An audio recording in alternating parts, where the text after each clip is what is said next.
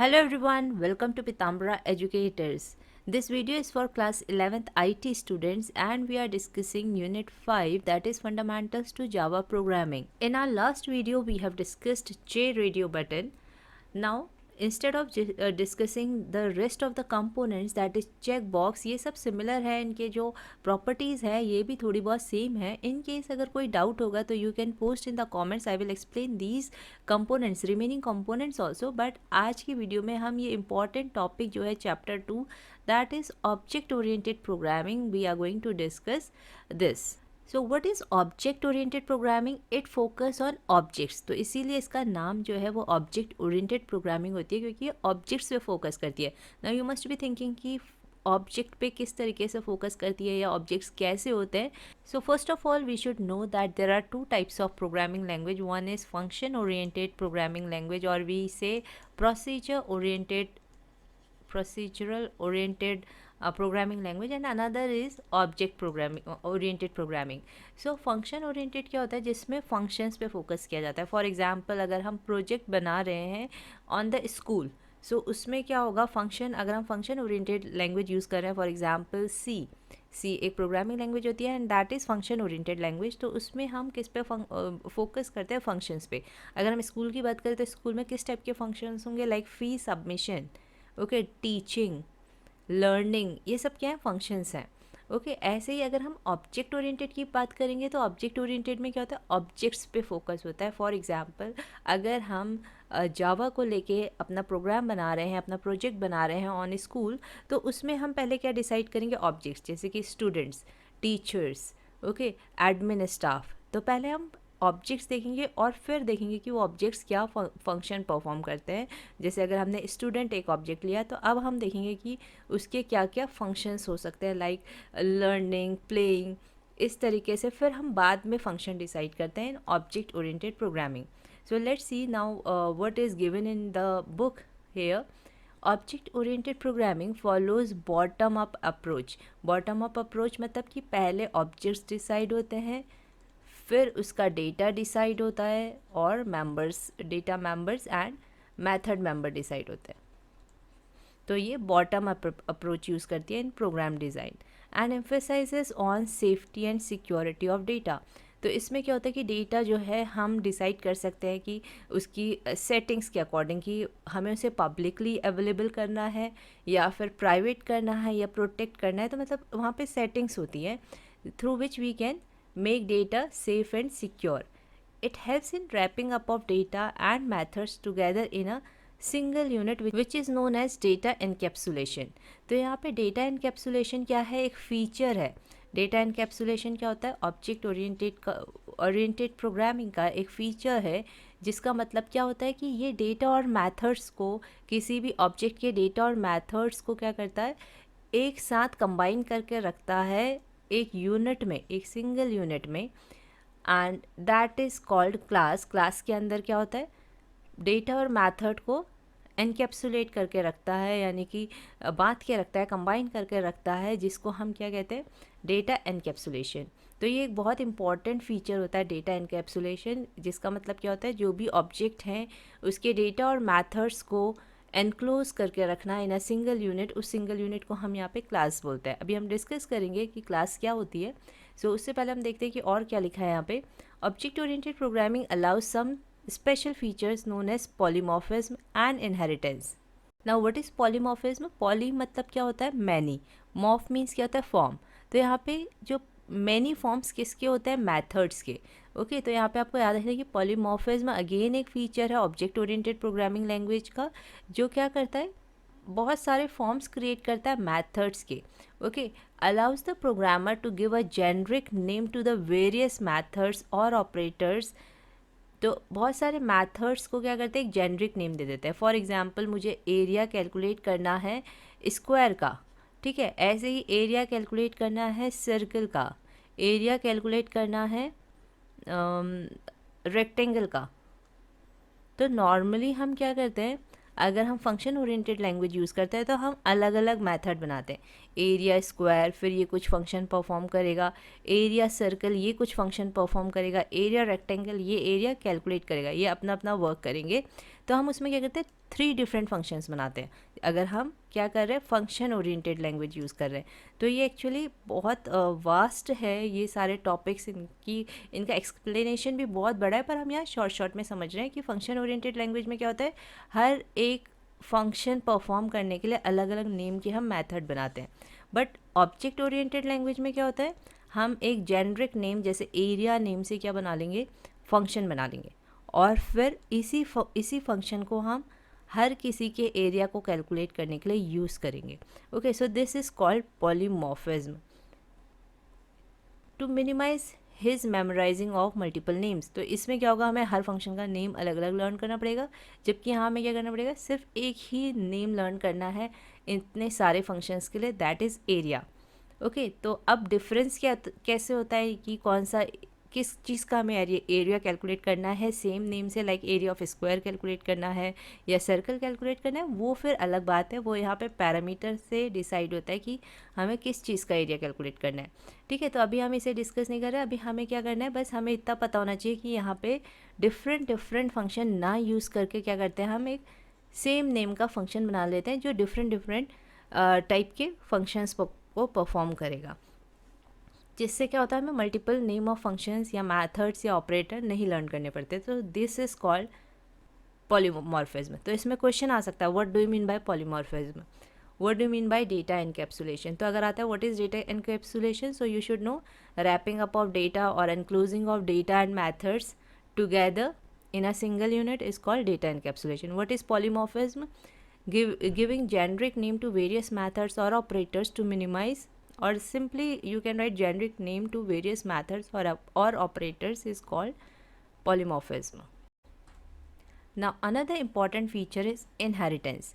तो अगर हम ऐसे पूछते हैं ना कि what is object oriented programming language, तो कभी कभी हम ऐसे भी डिफाइन कर सकते हैं कि आप programming language which follows the feature of polymorphism, inheritance, encapsulation is called object oriented programming language. The language which focuses on objects and these features are known as is known as object programming language. अब inheritance क्या होता है, inheritance word तो हम अपनी बहुत बार हम commonly अपनी डेली लाइफ में भी यूज़ करते हैं कि इसने ये प्रॉपर्टी यहाँ से इनहेरिट किया, आपने बायोलॉजी में भी पढ़ा होगा। तो इनहेरिटेंस क्या होता है, अगर हमने एक मेन क्लास बनाई है, ठीक है, इसमें हमने कुछ चीज़ें डिफ़ाइन की हैं, ओके, अब क्या कर सकते हैं, हम एक और क्लास बना रहे हैं, जैसे फॉर एग्जांपल हमने यहाँ पे क्लास बनाई कार। ओके, अब इसमें हमने कुछ प्रॉपर्टीज़ क्या कर दी, डिफ़ाइन कर दी। अब हमने एक और क्लास बनाई, लेट्स से ट्रक। ठीक है, अब कुछ चीज़ें जो कॉमन है कार और ट्रक में, वो यहाँ से ये वाली क्लास जो है इससे इनहेरिट कर सकती है, ये इसकी चाइल्ड क्लास होगी, ये कुछ प्रॉपर्टीज़ इससे इनहेरिट कर सकती है, मींस इसकी प्रॉपर्टीज़, इसके डेटा और इसके मेथड्स इसमें ऑटोमेटिकली यूज़ हो जाते हैं, so that is called inheritance. So यहाँ पे डेफिनेशन में भी ये लिखा है कि what is inheritance, it allows the programmer to effectively utilise already established characteristic of a class. So जो भी क्लास की ऑलरेडी डिफाइंड कैरेक्टरिस्टिक्स हैं वो क्या कर सकते हैं, हम यूज़ कर सकते हैं इन अदर क्लासेस और in new classes and applications. So now we will see what is a class और ऑब्जेक्ट क्या होता है। ये ऑब्जेक्ट ओरिएंटेड प्रोग्रामिंग के कंपोनेंट्स हैं, class, object, data members and methods, access specifier and visibility mode. अब अगर हम ऑब्जेक्ट ओरिएंटेड प्रोग्रामिंग की बात कर रहे हैं और हम प्रोजेक्ट बना रहे हैं लाइब्रेरी पे, तो वहाँ पे ऑब्जेक्ट्स क्या हो सकते हैं, जैसे कि maths book, science book, okay, individual books will be the objects. और अब इनको हम अगर कैटेगराइज करें कि ये सब क्या है, बुक, तो इनकी जो क्लास होगी वो क्या हो जाएगी, book class. Okay, so a class is use to encapsulate data and methods together in a single unit. तो यहाँ पे हम एक क्लास बनाएंगे बुक, और डेटा मतलब अब बुक का क्या डेटा हो सकता है, उसकी क्या कैरेक्टरिस्टिक हो सकती है, ओबियसली नेम। अगर आप भी सोचोगे कि बुक की क्या कैरेक्टरिस्टिक हो सकती है, so obviously it will be name ना, price, these will be data. तो ये सब क्या होते हैं, data. Now we have seen कि what kind of data can be for book. अब यहाँ पे methods, it encapsulate data and methods. तो मैथड क्या होंगे बुक से related, obviously issue book, book को इशू करना एक क्या होगा, मैथड, एक फंक्शन है ना कि हम बुक को इशू कर रहे हैं। ठीक है। इस तरीके से हम क्या करते हैं, जो भी डेटा और मैथड्स होते हैं we write inside the class. It helps the programmer to keep the data members in various visibility modes depending on what kind of access needs to be provided in the remaining part of the application. These visibility modes are classified as private, public and protected. तो अभी मैंने आपको बताया था कि हम क्या कर सकते हैं, अपने डेटा को सेफ एंड सिक्योर कर सकते हैं बेस्ड ऑन सम सेटिंग. तो वहाँ यहाँ पे वो सेटिंग्स क्या होती है, these are called visibility modes. And what is the use of these visibility modes. For example private हम कब यूज़ करते हैं, अगर हमें चाहिए कि कोई भी जो भी डेटा मेम्बर है या फंक्शन है किसी और पार्ट में, एप्लीकेशन के किसी और पार्ट में क्या हो, यूज़ ना हो पाए, ठीक है, एक्सेसिबल ना हो. फॉर एग्जाम्पल अगर हम बात कर रहे हैं पासवर्ड की, अकाउंट है और उसका जो डेटा मेम्बर है, फॉर एग्जाम्पल हम यहाँ पे एक क्लास बनाते हैं अकाउंट और उसका हमने मेम्बर रखा पासवर्ड. अब हमें चाहिए कि ये पासवर्ड जो है कोई भी फंक्शन, कोई भी क्लास, बाकी क्लास इस मेंबर को यूज़ ना कर पाए. ये एक प्राइवेट मेंबर है, ठीक है, मतलब कि ये किसी भी बाकी पर्सन या किसी भी बाकी पार्ट से, कि एप्लीकेशन के किसी भी रिमेनिंग पार्ट से एक्सेसिबल ना हो. तो हम इसे क्या, इसमें कौन सा विजिबिलिटी मोड यूज़ करेंगे, प्राइवेट. और अगर हमें चाहिए कि ये सब कोई भी डेटा मेंबर जो है सब कोई भी यूज़ कर सके, कोई भी part of the application use कर सके, तो उसके आगे हमें क्या लगाना पड़ता है, पब्लिक. ओके, तो अगर हम पब्लिक लिख रहे हैं किसी, वैसे तो बाय डिफ़ॉल्ट जो होता है विजिबिलिटी मोड वो पब्लिक होता है.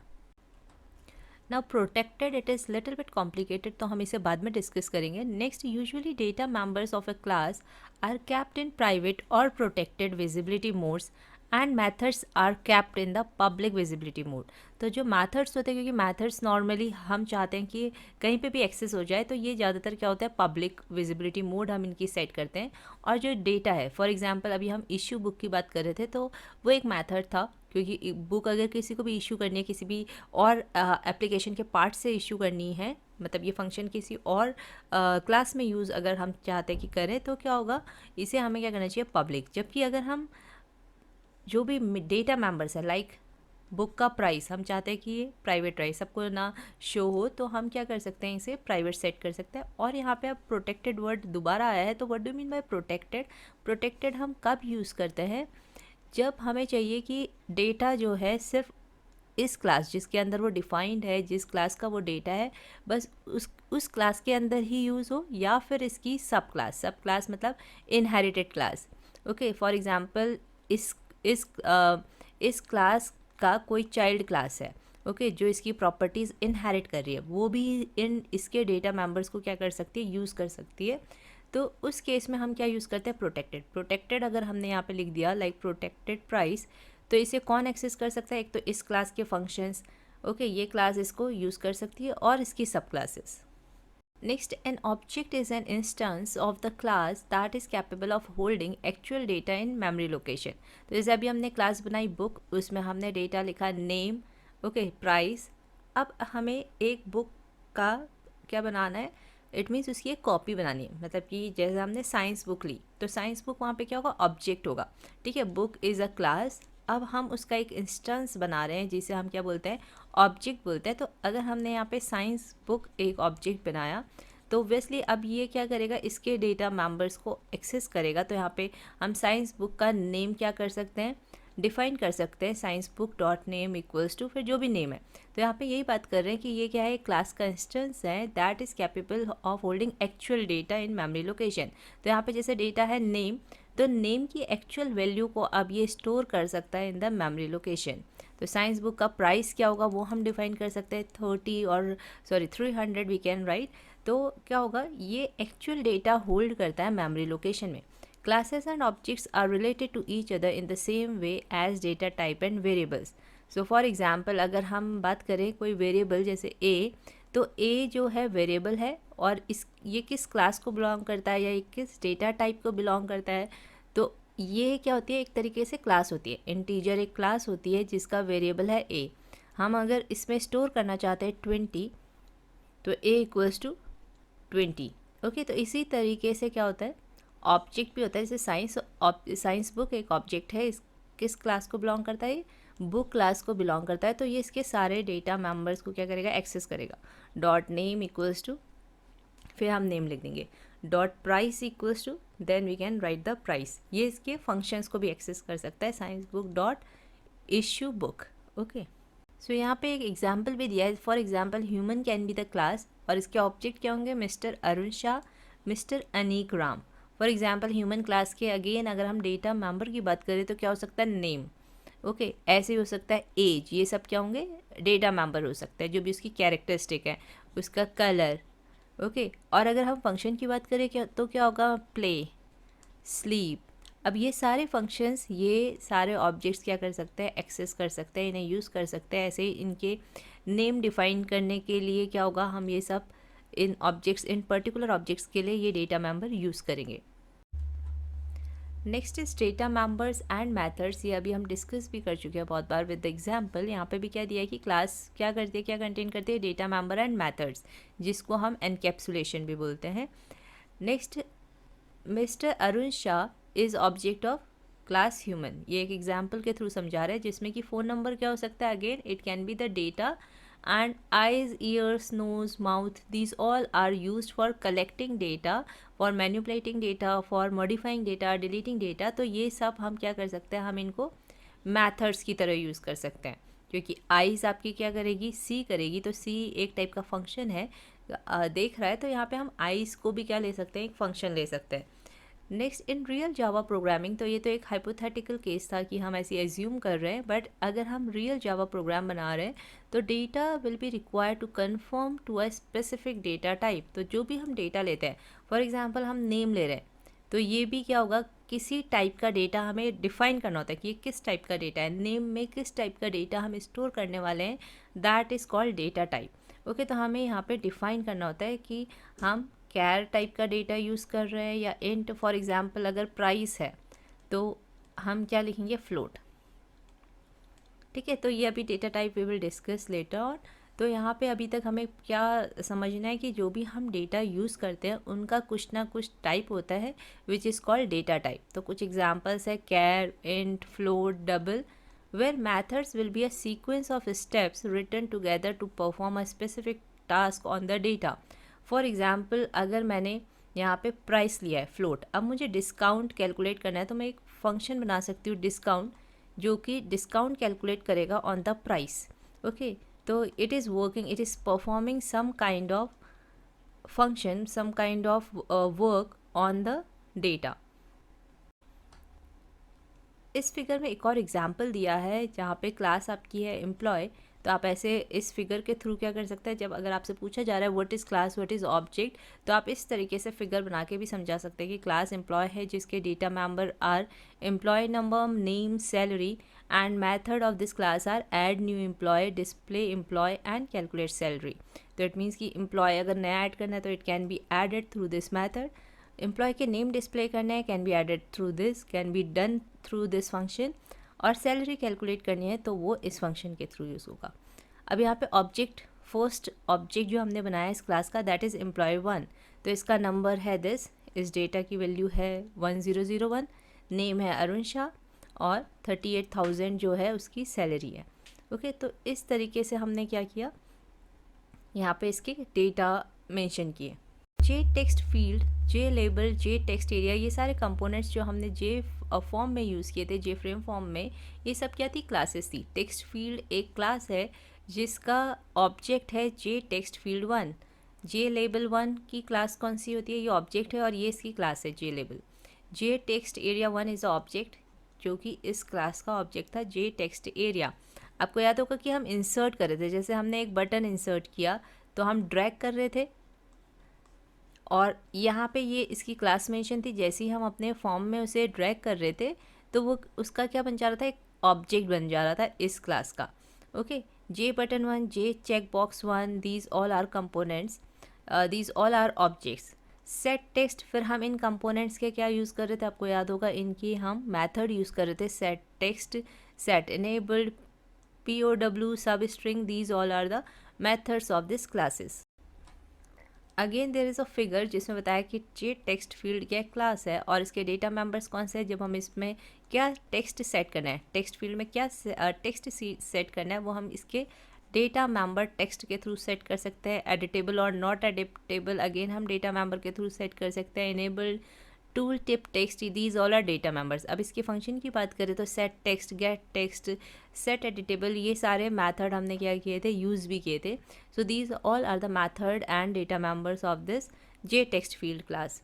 ऐसे जे लेबल के डेटा मेंबर्स और मेथड दिए हैं, और इन डेटा मेंबर्स और इन मेथड्स को कौन यूज़ कर सकता है, जो इसके ऑब्जेक्ट हम क्रिएट करेंगे। Next are variables. So what are variables? These are containers used to store the values of some input, intermediate result or the final result of an operation. तो variables क्या होते हैं, एक लोकेशन है, memory location का name है variable. Okay, जो क्या करते हैं, कुछ वैल्यूज़ स्टोर करते हैं। फॉर एग्जांपल मुझे स्टूडेंट्स के नेम स्टोर करना है या एम्प्लॉयज़ के नेम स्टोर करना है, तो मैं कैसे करूँगी, obviously I will use some variable. For example name equals to, then I will write the name of the person. So these are called variables, जो हम किस लिए यूज़ करते हैं, अगर कुछ इनपुट दिया है, ओके कोई इनपुट दे रहा है, अपना नेम इनपुट कर रहा है प्रोग्राम में, तो that can be stored in a variable. या कोई रिजल्ट है, फॉर एग्जांपल अगर मुझे सम ऑफ 2 वैल्यूज़ करना है, ओके नंबर 1 प्लस नम 2, ये क्या होगा, इसका इन दोनों का सम एक रिजल्ट है, तो मुझे किसी वेरिएबल में स्टोर करना पड़ेगा। ठीक है, तो हम इसको स्टोर कर सकते हैं सम वेरिएबल में। तो वेरिएबल, अब वेरिएबल का नेम यहाँ पे ये हम कैसे डिसाइड करते हैं कि कौन सा नेम हमें यूज़ करना है फॉर वेरिएबल का। सो यहाँ पे characteristic of variables are, it has a name, it is capable of storing values. तो हम वैल्यूज़ कैसे स्टोर करते हैं, using this equals to. Okay, तो सबसे पहले हम वेरिएबल नेम लिखते हैं। कभी भी हम ऐसे नहीं लिख सकते कि 10 equals to sum, this will be wrong. हम क्या लिखेंगे, सम इक्वल्स टू 10। तो पहले वेरिएबल नेम आता है, इक्वल्स टू आता है, और फिर जो भी वैल्यू आपको असाइन करनी है। It provides temporary storage. तो ये क्या करता है, टेम्प्ररी स्टोरेज प्रोवाइड करता है। इट मीन्स कि इसकी वैल्यू अपडेट भी हो सकती है। फॉर एग्जांपल अभी मैंने लिखा सम इक्वल्स टू 20, तो हो सकता है कि प्रोग्राम में जाते जाते इसकी वैल्यू फिर से अपडेट हो जाए, तो it is a temporary storage. फिर ये पुरानी वाली वैल्यू क्या होगी, ओवर रिटर्न हो जाएगी। It is capable of changing it's value during program execution. तो इसकी वैल्यू क्या हो सकती है, अपडेट भी हो सकती है during program execution. However, as different materials require different containers, so we use different data types. So जैसा अगर हमें सम में क्या स्टोर करनी है, एक न्यूमेरिकल वैल्यू स्टोर करनी है। ऐसी नेम में हमें किस टाइप की वैल्यू स्टोर करनी होती है, अल्फ़ाबेटिकल। ओके, तो उनके सबके क्या होते हैं, डिफरेंट डेटा टाइप होते हैं।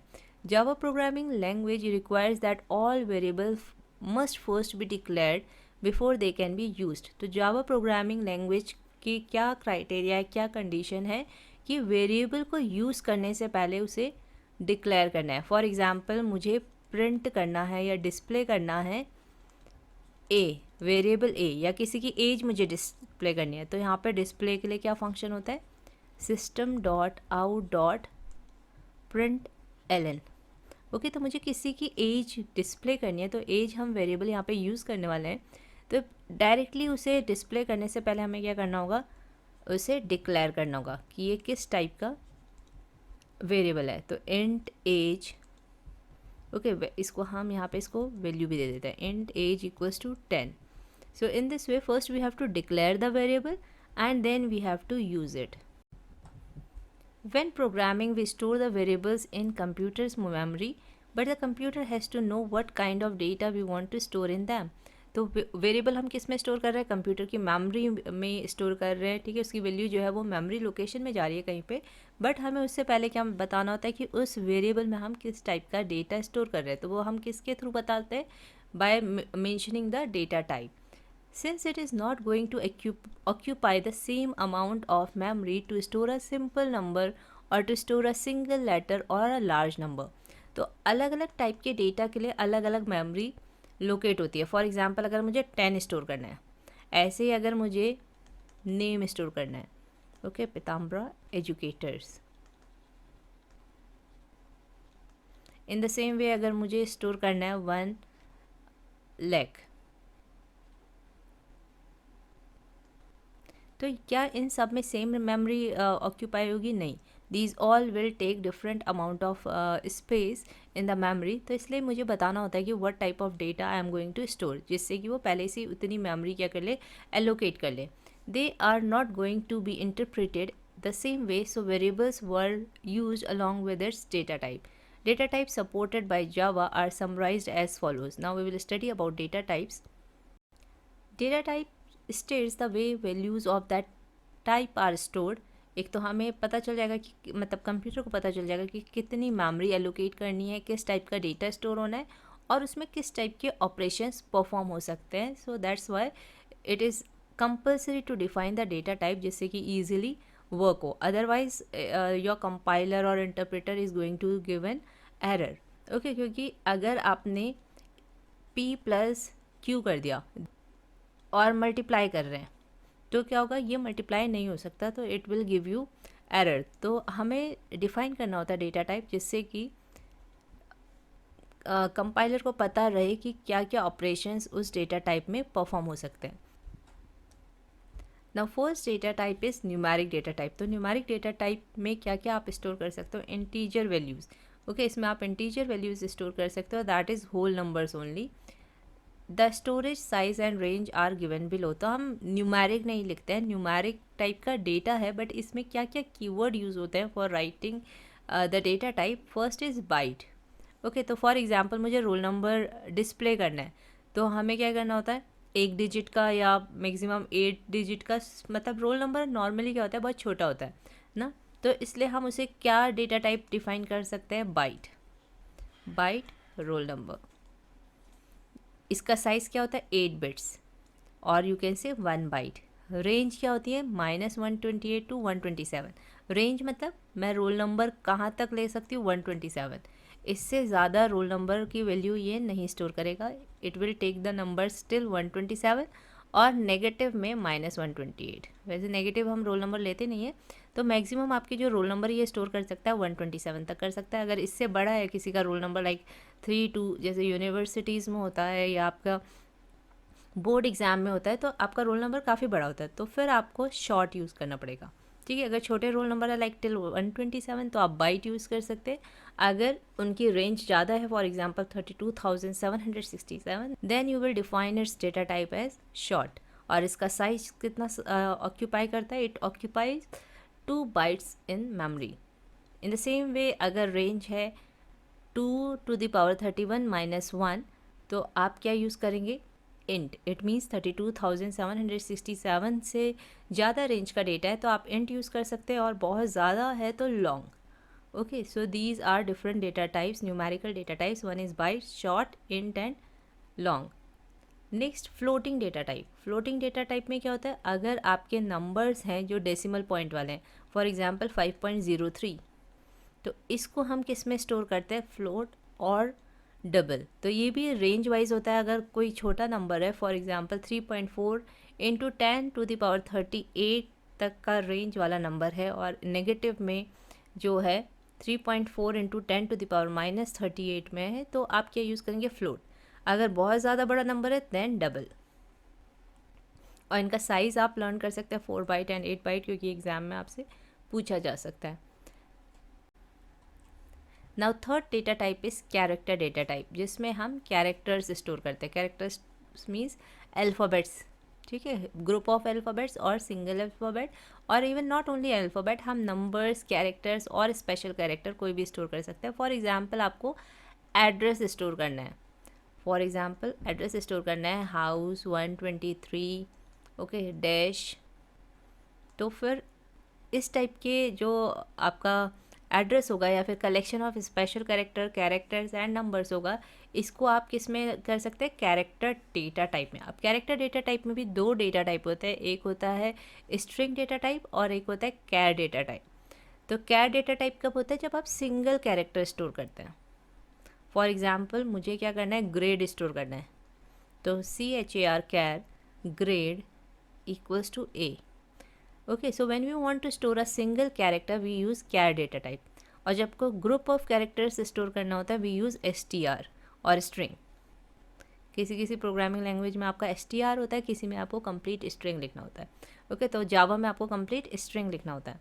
For example to store grades of a student we use char data type, but to store a name of a student we use string type. Char data type value is always include inside single quotes. तो आप जब भी char data type को enclose करेंगे तो किस में करेंगे, सिंगल कोट्स में। और अगर आप स्ट्रिंग डेटा टाइप की वैल्यू को एनक्लोज कर रहे हैं तो it will be enclose in the double quotes. So अभी आपको ये लर्न करना थोड़ा मुश्किल हो रहा हो कि किस में क्या करेंगे, बट इन केस अगर आपने इसमें जो भी प्रोग्राम्स लिखे हैं उन्हें समझा है, प्रोग्रामिंग की है, छोटे छोटे प्रोग्राम्स बनाए हैं, तो ये आपको ऑलरेडी पता होगा ये सारी चीज़ें। Next is operators. ऑपरेटर्स क्या होते हैं, जो कुछ ऑपरेशन परफॉर्म करते हैं, for example plus, minus, division. Okay, so these are operators. और जिस वैल्यू पे ये ऑपरेशन करते हैं, for example a plus B, तो इनको हम क्या बोलते हैं, ऑपरेंड्स। ये होता है आपका ऑपरेटर जो ऑपरेशन परफॉर्म कर रहा है। With the introduction of variables and constants there arose a need to perform certain operations on them. तो हम वेरिएबल्स पे और कांस्टेंट पे क्या करते हैं, कुछ ऑपरेशन परफॉर्म करते हैं। We perform operations on variable and constant using operators. तो ऑपरेशन कैसे परफॉर्म होता है, using operators. Operators are symbols that manipulate, combine और कंपेयर वेरिएबल्स। तो वो वेरिएबल्स को क्या कर सकते हैं, मैनिपुलेट कर सकते हैं या फिर कंपेयर कर सकते हैं, like a is greater then b और नॉट, या फिर कंबाइन कर सकते हैं। The operator available in Java are summarized below. अब different types of operators are available. So first one is assignment operator. तो assignment operator जैसे इसका नेम है कि assign करता है। assignment operator क्या करता है, assign करता है। अब obviously क्या assign करेगा, value to a variable. So it assigns, assignment operator assigns value to a variable. तो ये अभी हम देख भी चुके हैं, for example a equals to 10, तो ये क्या है, एक असाइनमेंट ऑपरेटर है। Next is arithmetic operator. ये क्या करेगा, अरिथमेटिक ऑपरेशंस परफॉर्म करता है, for example addition, subtraction, multiplication, division. The only symbol that is different is percentage sign. यहाँ पे ये परसेंटेज नहीं कैलकुलेट करता, ये जो सिंबल होता है परसेंट का, ये क्या करता है, divides one operand by another and returns remainder as its result. So for example अगर आपने लिखा 4 दिस परसेंटेज सिंबल 2, तो ये परसेंट नहीं कैलकुलेट करेगा, यहाँ पे हमने इसे a में स्टोर किया इसके रिजल्ट को, तो इस क्या रिजल्ट स्टोर होगा, अगर हम 4 को 2 से डिवाइड करेंगे तो क्या रिमाइंडर होता है, 0। So 0 will be the result of this.